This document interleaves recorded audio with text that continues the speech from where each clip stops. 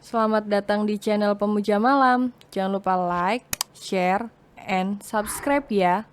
Terima kasih. Chapter 45. Jauh dari istri sangat menyiksa. Mas, kalau ada apa-apa langsung cerita, kenapa? Protes Kole. Kamu harus sadar diri, keadaan kamu begini, sergah Helios. Bukan bermaksud membuatmu enggak berguna, tapi karena aku yakin Calvin bakalan lebih sedih kalau kamu sedih gara-gara dia. Buktinya, Mama dan Papa saja sampai merahasiakannya dari kita kan? Oke ya, kendalikan emosi kamu. Kamu boleh nangis, tapi kamu enggak boleh sampai melukai diri kamu. Karena itu enggak akan membuat keadaan lebih baik. Setelah mengatakan itu, Helios berangsur memeluk Kole karena sang istri merengek minta dipeluk. Sekarang Papa, Mama sedang bawa Calvin pulang, jadi sampai rumah sepertinya kita akan langsung bertemu mereka. Untuk sementara, kita tinggal di rumah orang tuamu, agar biar kamu bisa sama Calvin, saling support. Ya, yang semacam itu soalnya aku enggak pinter ngomong. Helios mendengkus berat. Sebenarnya tak semata ia yang tidak pandai bicara, tetapi karena kesedihan Kole yang memang sudah langsung membuatnya tidak baik-baik saja. Memang sepayah itu, kalau ia sudah bucin, ia akan langsung ikut terluka jika orang yang ia cintai terluka. Dandi dan Ben sudah masuk dan kompak menutup pintu mobil. Ben segera menyalakan mesin mobil. Setelah menghela nafas dalam, Helios meratap ke depannya, dan di sana Dandi baru beres memasang sabuk pengaman. Dan beri aku jus jambu biji merah, kepalaku langsung pusing banget, sergahnya sambil mengulurkan tangan kanannya. Ia siap menerima satu gelas jus jambu bijinya. Tanpa ia sadari, tak kurang dari 1 menit ia sudah menghabiskan 1 gelas jus jambu biji merahnya. Loh, ini aku lebih parah dari Kole, pikir Helios buru-buru menyisihkan gelas kosongnya ke sela punggung sofa dan duduk. Mas, aku minta jus jambu biji merahnya lagi, ucap Kole sembari menyeka sekitar matanya. Di sebelahnya, Helios tetap diam dan tak kunjung menjawab. Mas, tagih Kole. Sudah habis, Helios terlalu malu mengatakan itu. Lantaran ia tahu diri, sebelumnya ia mencibir kesibukan baru Kole, yaitu meminum jus jambu biji merah, tapi kini ia juga ikut demam jus jambu biji merah. Mas haus apa doyan? Lirih Kole yang perlahan menertawakan sang suami. Kebiasaanmu, habis nangis terus ketawa, siris Helios terlalu gengsi. Ditertawakan sang istri, tapi Kole tak peduli. Perjalanan dari bandara ke rumah Tuan Mahesa membuat Kole tidur pulas dalam dekapan sang suami. Tak beda dengan Kole, Helios juga terkantuk-kantuk sambil sesekali mengecek ponselnya. Bos sehat, mau ke rumah sakit, tawar Dandi karena Ben harus fokus mengemudi. Enggak, aku baik-baik saja. Ini hanya agak ngantuk. Helios yang berbicara layaknya kepada temannya sendiri juga bingung. Kenapa dirinya jadi gampang mengantuk? Mungkin karena aku merasa sangat nyaman. Karena bersama Kole memang membuatku merasa tentram. Makanya aku jadi gampang ngantuk. Padahal siang bolong terik ini, pikir Helios. Kemudian, tatapannya tertuju pada wajah Kole dan tentu saja hanya terlihat alis beserta mata. Mata yang terpejam damai setelah sempat menangis sekaligus tertawa di waktu yang sama.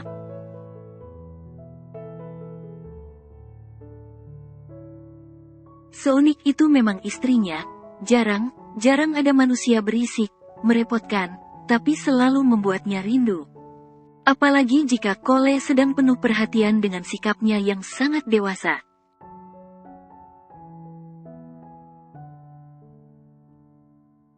Helios berangsur mengembuskan napas pelan. Sudah bukan bulan madu lagi, sudah harus fokus kerja lagi.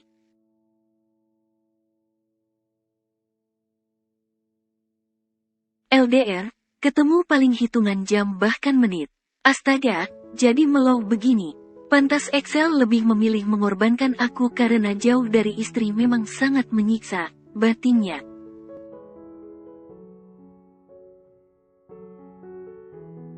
Mobil yang Ben kemudikan tiba di depan kediaman Tuan Maheza tak lama setelah Alphard putih memasuki pelataran sekitar gerbang.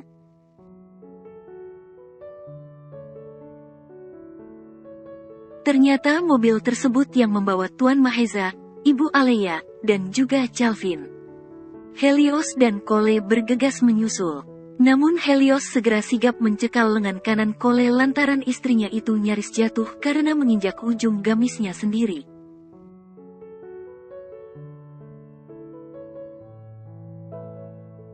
Cole langsung tersenyum tak berdosa kepada sang suami yang ia yakini sudah langsung menatapnya dengan tatapan murka. Hanya saja, efek Helios memakai kacamata hitam, hingga tatapan sangat seram itu tak langsung menghakiminya.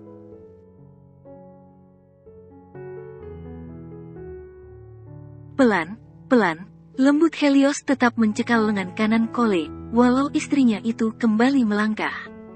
"Cole, ini beneran kalian?" Calvin tersenyum sumringah. Ia bergegas menghampiri Cole kemudian memeluknya erat. Sesekali, ia juga menepuk lengan kanan Helios yang masih berdiri di sana.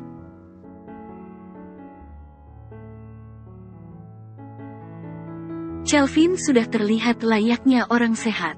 Suaranya pun terdengar jelas, tanpa ada tanda pria tampan itu sakit selain plester kecil di pelipis kirinya.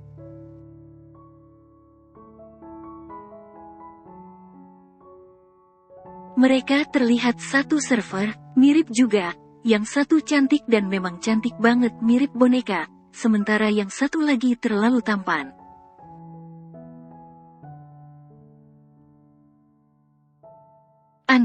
Anak Tuan Maheza dan Ibu Aleya nggak ada yang gagal. Bibit unggul semua, batin Helios. "Ayo masuk dulu, jangan di sini. Kalian pasti capek," ucap Ibu Aleya yang menenteng tas mahalnya.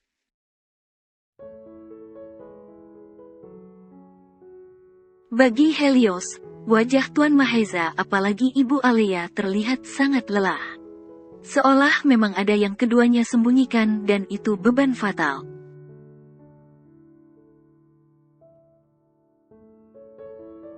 Karena meski keduanya terus mengumbar senyum, tatapan dan helaan napas keduanya tidak bisa berbohong. "Hal terakhir yang kakak ingat, apa?" tanya Cole sambil terus menggandeng tangan kanan Calvin, sementara tangan kanannya menggandeng tangan kiri Helios.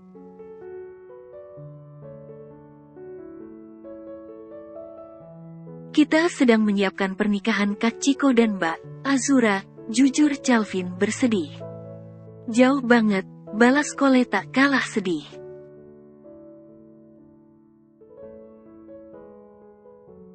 Calvin segera memberikan senyum terbaiknya. Hanya saja sampai di titik itu, baik Cole maupun sekelas Helios juga lupa mengenai pengakuan Calvin yang sempat mengaku sudah menikah.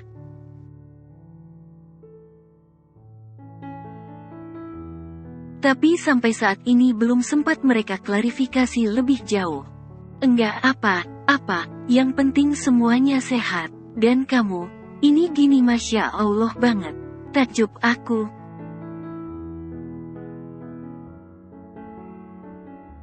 Cole langsung tersipu meski dalam hatinya, ia juga jadi berpikir, berarti Calvin juga melupakan semua tentang cinta yang sekarang entah bagaimana kabarnya.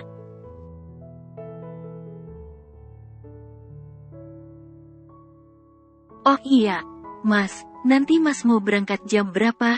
tanya Cole yang mengalihkan perhatiannya kepada Helios.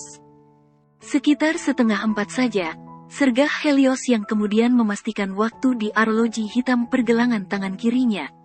"Sudah 12:30 siang.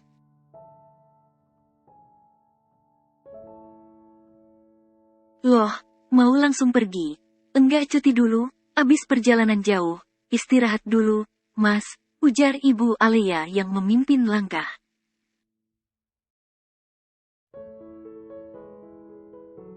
Di sebelahnya, sang suami yang menggandengnya juga mendukung keputusannya. Mas Helios memang sudah ada kerjaan yang nggak bisa ditunda, ucap Cole berusaha menyelamatkan suaminya.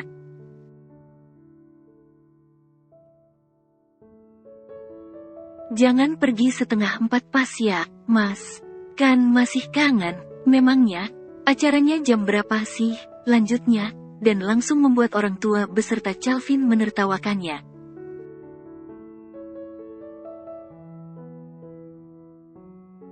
Setelah mengobrol sebentar di ruang keluarga, mereka masuk ke kamar masing. Hanya Calvin yang ke kamarnya sendiri tanpa pasangan.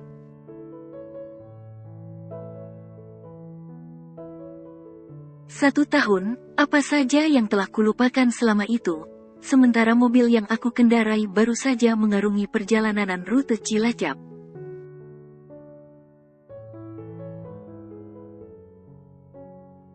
Apa yang baru saja aku lakukan di sana? Sayangnya mobil dan semua yang ada di dalamnya terbakar, jadi aku nggak bisa cari tahu.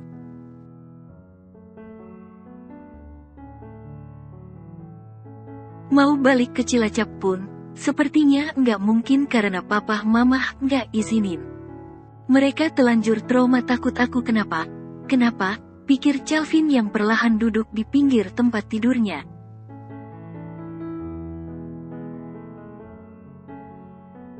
Di tempat berbeda, di kampung dan itu di rumah Laras, wanita yang sudah Calvin nikahi itu tengah mual hebat. Laras bahkan memilih bertahan di kamar mandi sebelah dapur sederhananya lantaran ia tak hentinya mual sekaligus muntah, tapi tanpa disertai isi.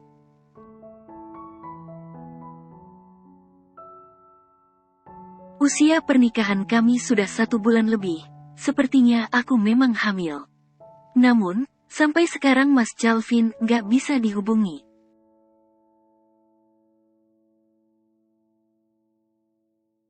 Jangankan menghubungiku, nomornya saja nggak pernah aktif semenjak dia pergi ke Jakarta.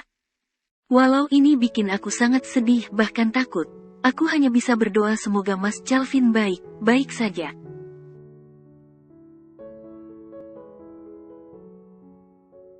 Semoga Mas Calvin segera kembali dan menepati janjinya, lirih Laras yang lagi muntah tanpa isi. Sang ibu terseok melangkah berseru memastikan keadaannya.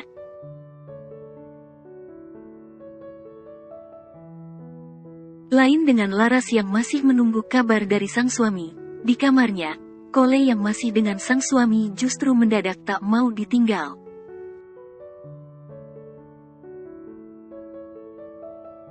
Helios disekap di tengah tempat tidur. Cole memeluknya erat dan berdalih tak akan pernah melepaskan apalagi membiarkan Helios pergi.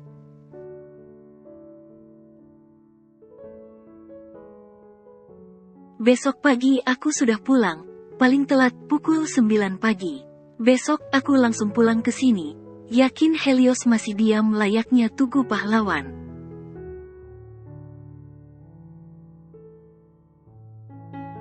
Setelah memeluk sang suami lebih erat, Cole juga sengaja meletakkan kepalanya di dada Helios. Sekali-kali aku ikutlah, Mas.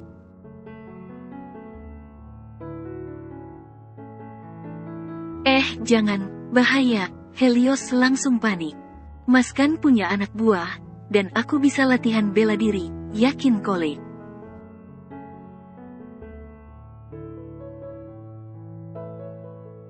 Bukan masalah itu karena di sana isinya bandot tua yang haus wanita cantik.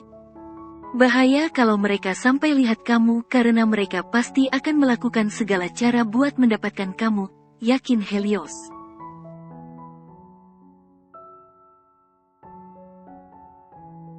Bukan perkara cerita Helios yang mengusiknya, tapi mengenai suara Helios yang terdengar melantur.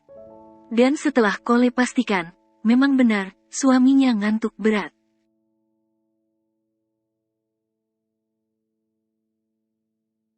Mas ngantuk, lembut Cole khawatir. Ia sampai bangun hingga sebagian rambut panjangnya yang tergerai, menyapu wajah Helios.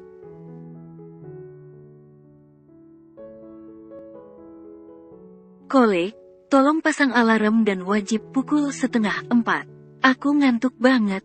Helios yang tak memakai kacamata sekaligus tetap terpejam, berangsur mendekap tubuh Cole menggunakan kedua tangannya.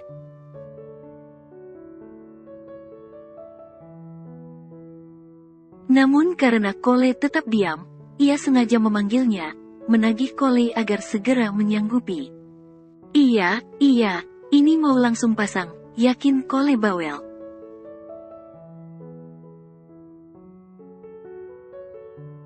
Tumben Mas Helios jadi ngantuan gini, biasanya beringas nggak ada capeknya blas. Matanya saja kayak nggak doyan tidur, pikir Cole sambil memasang alarm di ponselnya yang kemudian ia letakkan di meja nakas.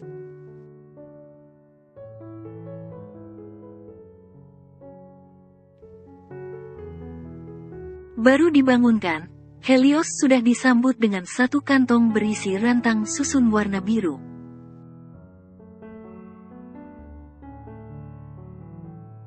Mas, ini aku masak serba sehat karena Mas harus jaga kesehatan lebih dari sebelumnya.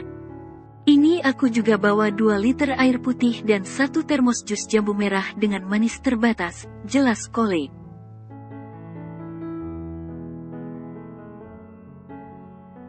Ia bahkan masih memakai celemek karena ia memang baru selesai menyiapkan semua itu sendiri. Karena Helios hanya terdiam bengong menatapnya, Cole sengaja merengek. Mas, harusnya Mas bilang, jusnya memang enggak perlu manis. Manis karena aku sudah manis.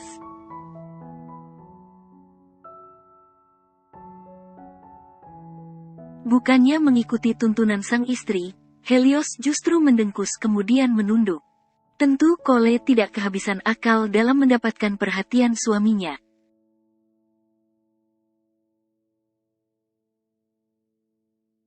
Karena setelah buru meletakkan bekal buatannya di meja nakas, ia juga segera duduk di pangkuan sang suami yang sampai ia dekap erat tengkuknya menggunakan kedua tangan.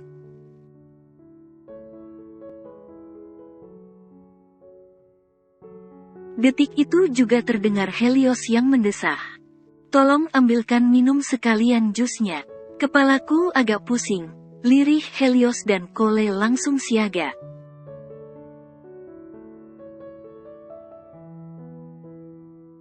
Aku siapkan obat juga, sergah Cole setelah memberi Helios sebotol air minum dan awalnya ia siapkan untuk bekal.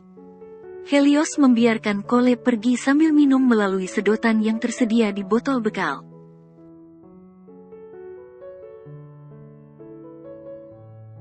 Jaga langkahmu, Cole, jangan. Helios yang memang belum sedikit pun melirik Cole langsung terdiam kesal lantaran lagi, sang istri terjatuh.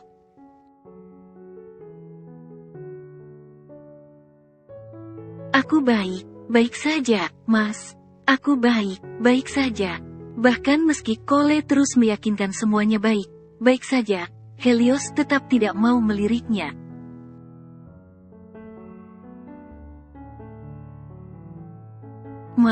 Mas, rengek Cole yang kembali duduk di pangkuan Helios. Ia berusaha mendapatkan perhatian dari suaminya. Tatap aku dong.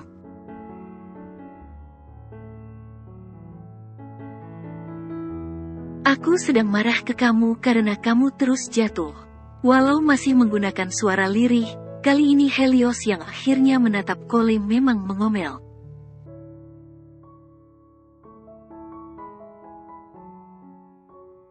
Besok siang kita ke markas buat cek kaki kamu. Kakiku memang begini, dulunya kan aku kena cerebral palsy, balas Cole bersemangat.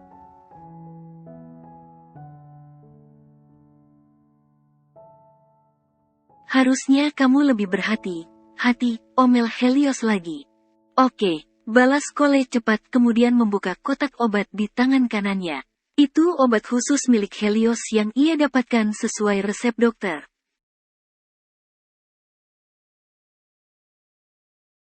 Karena demi yang terbaik untuk Helios maupun keluarga kecil mereka, ia memang menyiapkan segala sesuatunya dengan rinci.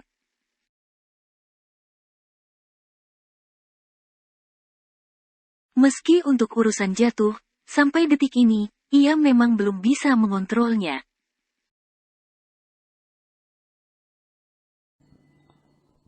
bersambung.